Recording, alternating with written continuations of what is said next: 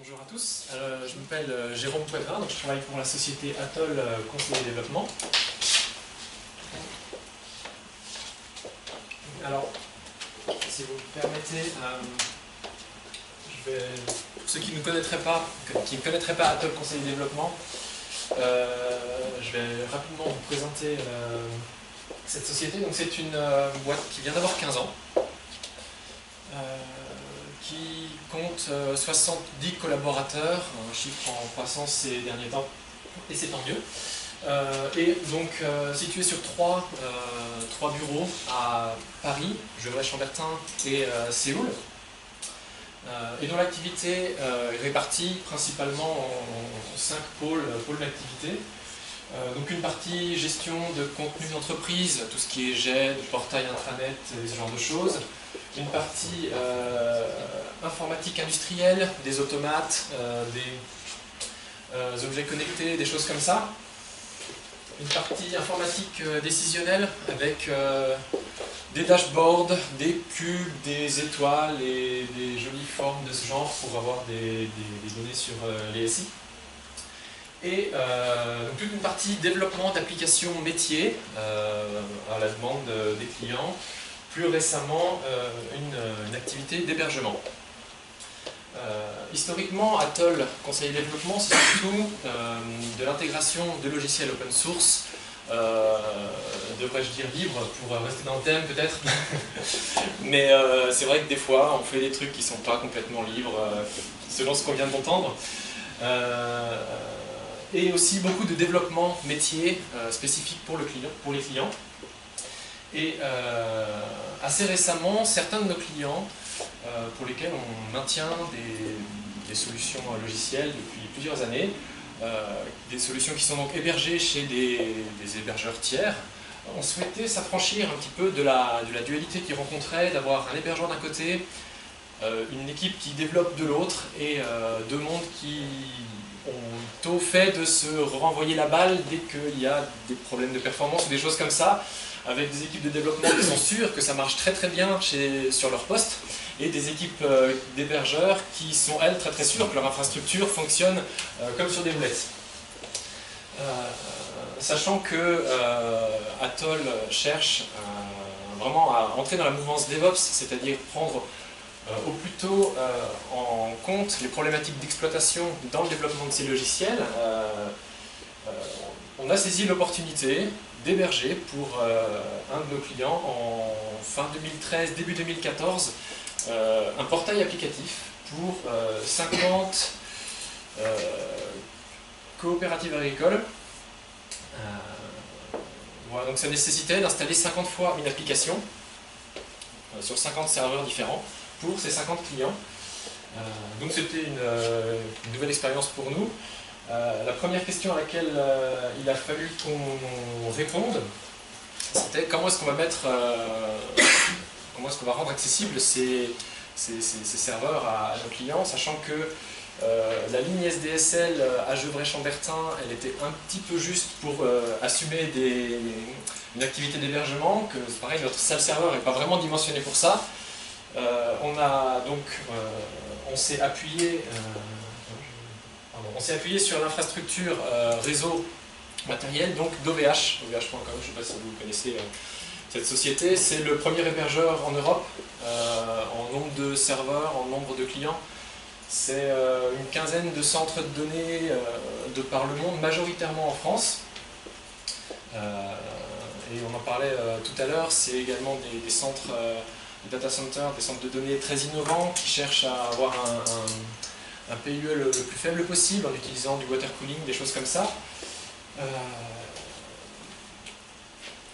C'est un hébergeur internet qui a son réseau en propre d'une capacité assez impressionnante, assez importante, de plus de 3 terabits par seconde tout cumulé. Et qui, donc, on avait déjà travaillé avec, on connaissait un peu ce qu'il faisait, on connaissait un peu son offre. Et c'est une offre qui a un très bon rapport qualité-prix et qui a un très bon degré d'innovation également. À ma connaissance, si vous voulez relier des serveurs chez un hébergeur en 40 gigabits, il n'y a pas Wattmill Solutions. Et quand on veut monter une plateforme telle que celle que je vais vous présenter juste après, ça jouait également dans notre choix. Donc on peut demander à OVH de nous fournir 50 serveurs physiques, pas de souci, il sait faire. Après il faut les gérer, il y a tout un tas de problématiques qui se posent. Notamment si on veut une garantie, une qualité de service associée à ces serveurs, de disponibilité réseau, de redondance. Certains des data centers d'OVH sont en tier 4, c'est le plus haut degré de redondance des équipements qu'on peut avoir dans la classification des data centers, c'est-à-dire que tous les équipements réseau sont redondés, tous les équipements électriques, toutes les arrivées électriques sont redondées, etc., jusqu'aux alimentations des serveurs. Donc si on veut un niveau de garantie assez élevé, il faut prendre des serveurs un peu haut de gamme, un peu cher, et enfin un peu cher. En rapport à ce qu'ils font, ils sont dans la gamme de prix qu'il faut, quoi, mais surtout ils sont bien trop dimensionnés par rapport aux besoins des serveurs dont on avait besoin pour nos clients. Donc la solution de virtualiser les machines était toute naturelle, surtout que voilà, en 2014 c'est plus vraiment une problématique qu'il faut encore adresser. On aurait pu également, on aurait pu se poser la question de partir sur un fournisseur d'infrastructure en tant que service, un IaaS, un cloud, quelque chose, comme Amazon, comme Google, comme Rackspace, vous-même. OVH ont une offre de cloud privé, c'est-à-dire une instance un certain nombre de serveurs VMware avec les licences associées, etc., dans lequel on peut créer des machines virtuelles. Le choix d'Atoll était plutôt d'investir non pas dans des licences chez VMware, qui est un éditeur de logiciels privateurs, mais plutôt de monter en compétence sur des briques libres.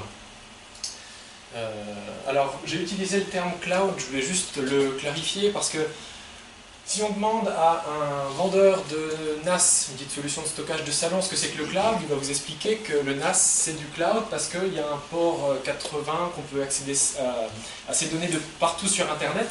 Si on demande à Hollywood, il va nous expliquer que le cloud c'est un truc qui envoie nos sextapes à nos amis quand on dort. Le NIST s'est penché sur la question de ce que c'est que le cloud. Il propose non pas une définition, le cloud c'est ça, mais plusieurs pistes de réflexion, plusieurs aspects à prendre en compte pour savoir est-ce qu'un truc est un cloud ou pas. Avec des notions d'élasticité, des questions de fourniture de ressources à la demande, des pools de ressources, etc. Et en prenant en compte cette définition, en étudiant un petit peu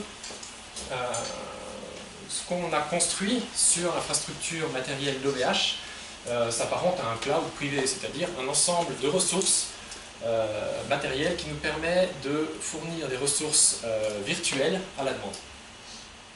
Pour ça, on a utilisé la suite logicielle qui s'appelle OpenStack. C'est, je ne sais pas si on peut dire la référence pour ce qui concerne les IaaS, mais en tout cas c'est un acteur majeur dans le milieu, qui est soutenu par un grand nombre de sociétés, Red Hat, Canonical, même des VMware sont dedans, IBM, enfin il y a un grand nombre de boîtes qui sont impliquées dans OpenStack. OpenStack permet de faire pas mal de trucs. Il va principalement piloter la création de ressources virtuelles qui vont être du coup à gérer par des composants, je vais les détailler juste après. Donc il fournit une interface graphique, il fournit des API, il fournit des outils en ligne de commande, et ça va nous permettre de créer des ressources virtuelles dont on a besoin pour notre infrastructure virtuelle. Voilà. Donc un serveur, en gros, si on résume, c'est un processeur, de la mémoire, des contrôleurs d'entrée-sortie, le tout à peu près branché ensemble sur une carte mère, et on va avoir besoin de brancher ça sur un réseau et un disque dur.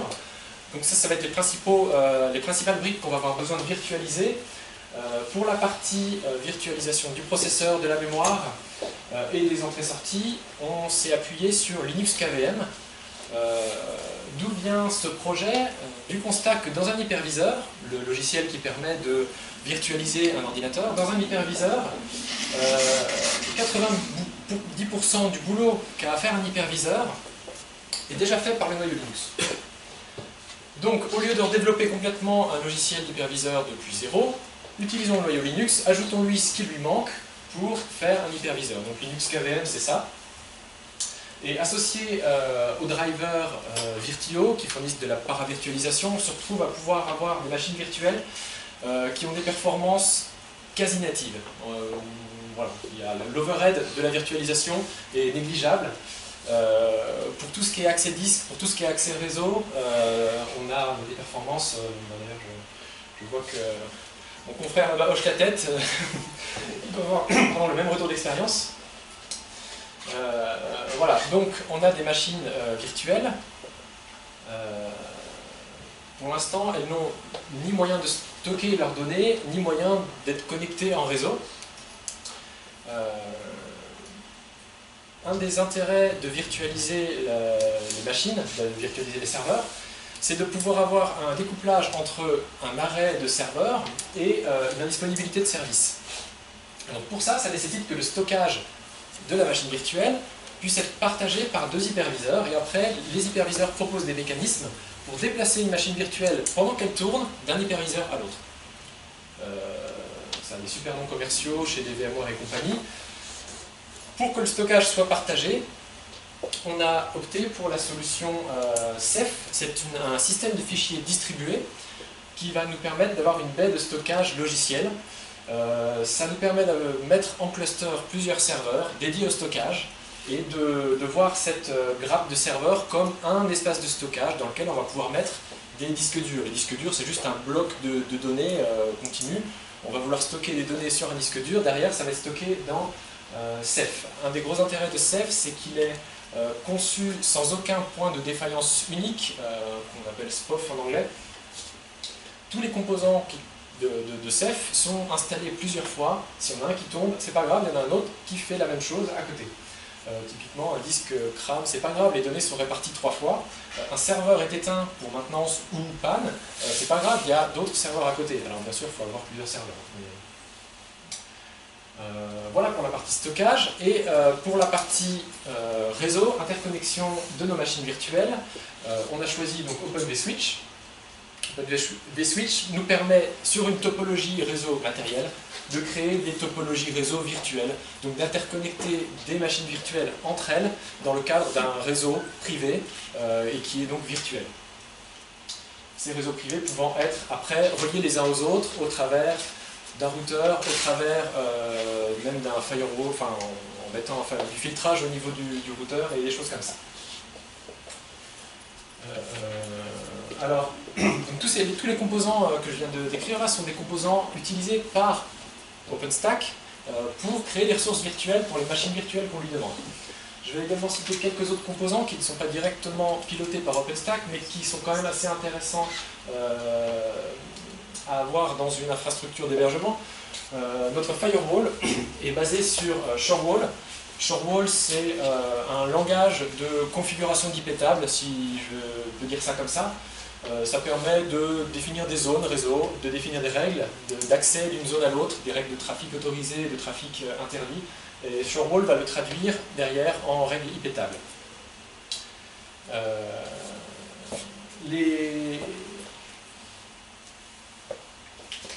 Toutes les métadonnées sur la liste des machines virtuelles, l'état dans lequel elles se trouvent, etc., que gère OpenStack, sont stockées dans une base de données.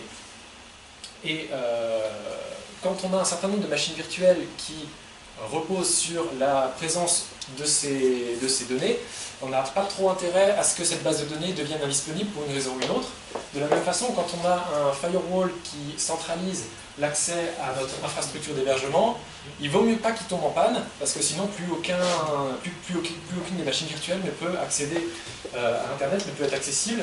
Donc, pour éviter d'avoir des composants installés une seule fois, on a utilisé Pacemaker, on les a installés 2 fois, et on a utilisé Pacemaker pour gérer un mode maître-esclave entre ces deux instances.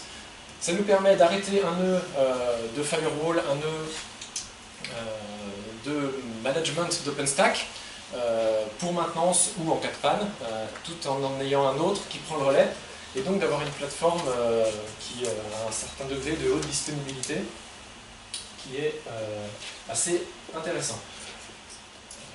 Donc voilà, un certain nombre de composants logiciels comme ça, qui sont tous libres, et qu'il faut configurer, qu'il faut paramétrer, etc. La plupart du temps dans des fichiers, texte. Et mis bout à bout, entre tous les composants de l'infrastructure et toutes les machines virtuelles hébergées dans l'infrastructure, ça fait un certain nombre de choses à configurer.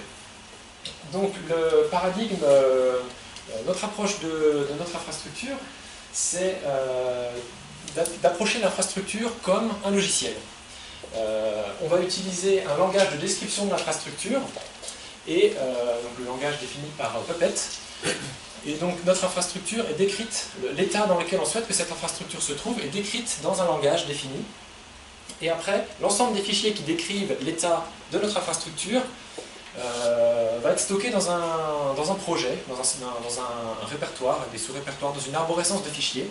Cette arborescence de fichiers, on va la gérer avec Git, un outil qui est issu du monde de l'édition logicielle principalement, qui permet de collaborer sur des sources. Donc là, on collabore sur la configuration de notre infrastructure.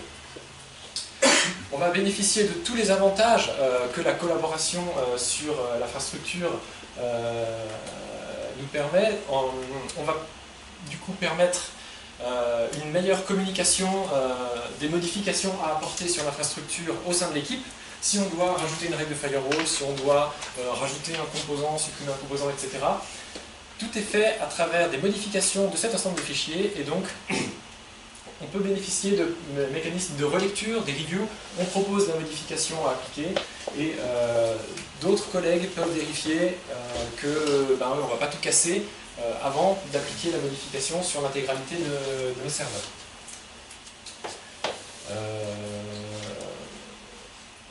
Pour faire tourner cette infrastructure, aujourd'hui, on a 5 personnes en rythme de croisière.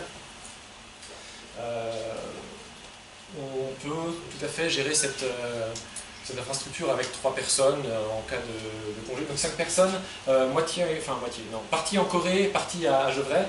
On peut tout à fait gérer ça à moins 2-3 personnes sans souci, donc c'est juste du courant à gérer. Et si besoin, on est monté à 8 personnes, mais même des personnes qui venaient du monde du développement, puisque les processus sont connus, les outils sont connus, et après, certains développeurs ont plus d'affinité avec l'aspect système de l'informatique, et donc ils sont venus nous filer un coup de main sur la mise en place de monitoring, de backup, ou de choses comme ça. Voilà. Au final, en mettant comme ça toutes ces briques bout à bout, on se retrouve avec un cloud privé donc hébergé sur une vingtaine de serveurs physiques chez OVH, donc des serveurs dans la gamme infra d'OVH, reliés par un réseau privé. Chacun de nos clients a un réseau qui lui est propre, un réseau virtuel qui lui est propre, un accès VPN. On héberge à peu près 300 VM dans cette infrastructure. On a un stockage qui se retrouve répliqué 3 fois, donc c'est pareil, on est assez serein en cas de panne disque, choses comme ça. Et donc on sait provisionner, donc créer une nouvelle machine virtuelle en cas de besoin, en quelques minutes, avec des templates adaptés, etc. Donc il y a quelques pistes qu'on aimerait étudier, ou qu'on est en train d'étudier pour améliorer, pour aller un peu plus loin avec cette plateforme. La première, c'est l'intégration de Docker, pouvoir gérer des images Docker qui nous sont fournies par nos équipes de dev, qui utilisent cet outil de container en dev, pouvoir directement réutiliser au maximum de ce qu'eux, ils font quand ils développent, au moment où on héberge. Et on a également un des aspects qu'on ne traite pas aujourd'hui, et qui est pourtant qui fait partie des aspects d'un truc qualifié de cloud, c'est l'élasticité, c'est-à-dire que j'ai une application, il y a un pic de charge, il y a un certain nombre d'utilisateurs qui veulent l'utiliser à un moment donné, et un seul serveur ne suffit peut-être plus à gérer toute cette charge. On provisionne automatiquement un nouveau serveur pour absorber une partie de la charge, pour diriger une partie du trafic sur ce nouveau serveur. Donc ça, c'est des chantiers qu'on va mener. On a des projets d'hébergement qui arrivent, qui ont besoin de cette partie élasticité. Donc voilà, ça fait partie des choses qui nous permettront de parachever le cloud bourguignon qui vous a été annoncé dans la présentation, dans l'invitation de cet événement de ce soir. Donc voilà, je ne sais pas si vous avez des questions par rapport à toutes ces informations denses que je vous ai délivrées. J'ai une question qui n'en est pas une, mais est-ce que tout ça aurait été possible sans logiciel libre? Alors un certain nombre de choses auraient été possibles sans logiciel libre. Alors avec des choix différents. Par exemple, les quelques expériences qu'on a avec les firewalls Cisco nécessitent d'avoir des équipes qui sont certifiées quasiment, parce que la documentation Cisco elle n'est pas accessible. Donc voilà, on peut toujours trouver dans le monde privatif des choses qui sont faites par les logiciels libres. Et là, en l'occurrence, je dirais que c'est plus une question de philosophie, de faire passer des certifications sur des solutions privées à ces équipes, ou alors de les faire monter sur des composants open source et de collaborer sur les composants utilisés. Il y a des composants sur lesquels on a contribué parce qu'ils n'étaient pas adaptés à nos besoins, on avait besoin d'aller plus loin et on ne va pas tout redévelopper. On ne s'est pas amusé à développer Neutron comme d'autres. On a juste collaboré sur des petits éléments d'ici de là, mais ça permet de le faire. Et ça, quand le logiciel est privatif, non, on ne peut pas forcément le faire. J'ai pas compris la problématique de montée en charge, parce que là vous avez une vingtaine de serveurs, c'est ça physique? On a une vingtaine de serveurs physiques. Vous pouvez pas en rajouter un facilement? Si.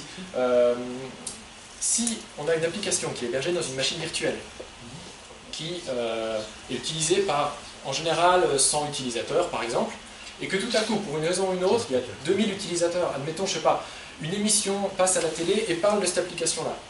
Tout à coup, la terre entière trouve que cette application-là mériterait d'être allée visiter. Là, il faut être capable d'absorber le pic de charge sur l'application. On peut augmenter le nombre de cœurs ou autre chose comme... Alors on peut augmenter le nombre de cœurs, mais ça ne suffit pas toujours. Des fois, on est obligé... encore faudrait-il que ce soit le CPU qui soit limitant dans ce cas-là.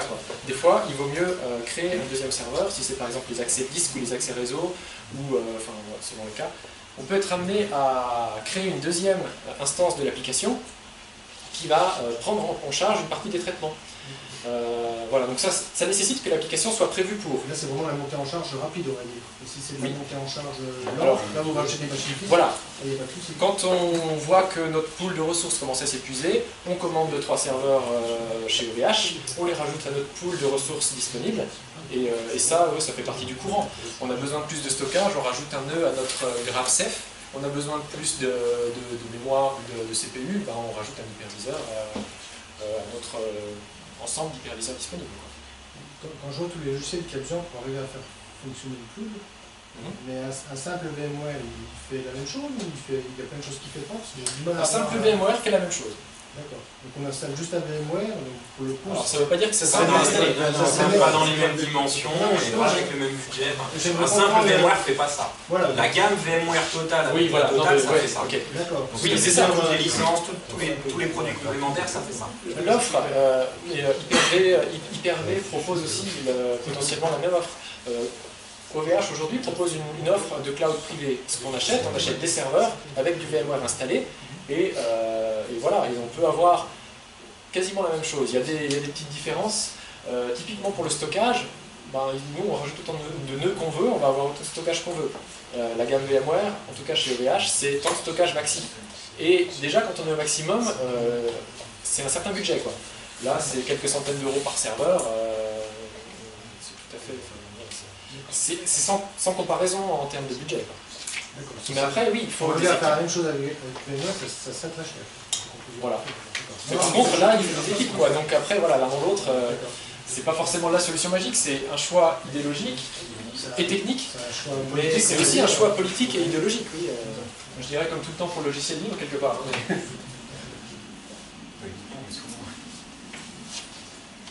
Vous avez des sauvegardes, c'est vous qui les gérez ou c'est externalisé chez OVH? Alors, les deux. Parce que on loue des serveurs chez OVH pour gérer les sauvegardes. Il y a des choses dont je n'ai pas trop parlé parce que c'est un peu en marge, mais on a du monitoring, on a de la métrologie, on a de l'alerting, on a des sauvegardes, on a voilà, des services transverses comme ça. Et l'avantage d'approcher notre infrastructure comme un logiciel, c'est que on a des bouts de trucs, des agents qui passent et qui vont dire il y a un nouveau serveur, le nouveau serveur va exporter le fait qu'il est là, qu'il faut le monitorer, qu'il faut le sauvegarder, qu'il faut, etc. Et après on va auto-configurer les serveurs de sauvegarde, les serveurs de monitoring, etc. à partir juste de l'arrivée d'un nouveau serveur dans notre cloud. Par rapport à ce que vous disiez, vous étiez au départ, c'est une société plutôt de développement. Alors on reste une société de développement, de on a développement. rajouté l'activité hébergement. Vous êtes fait aider pour la mise en place des briques OpenStack ou vous avez pris en main les outils, je sais pas, avec un recrutement, du temps? C'est ça, on s'est fait aider par une recrue qui est au fond de la salle. Ça fait partie des opportunités de la vie, il voulait venir travailler avec nous, on voulait monter ça et ça collait bien. Donc... Et Mais après, bon, c'est... on l'a embauché quand même. Hein. Oui, mais c'est en interne, purement en interne, avec le temps. Quoi. C'est ça. Le temps et compagnie. Merci. Et les serveurs sont tous physiquement sur le même site chez OVH ou... Alors, non. Il y en a à Gravelines, il y en a à Roubaix, et Roubaix, c'est 6 data centers. Donc, voilà. Alors après, c'est sûr que s'il y a une bombe atomique qui tombe dans le coin là-bas, mais je pense qu'on aura d'autres problèmes à régler que l'accès au portail de nos clients. Il y a d'autres questions? On est un peu en retard. Beaucoup en retard. Merci beaucoup. Merci.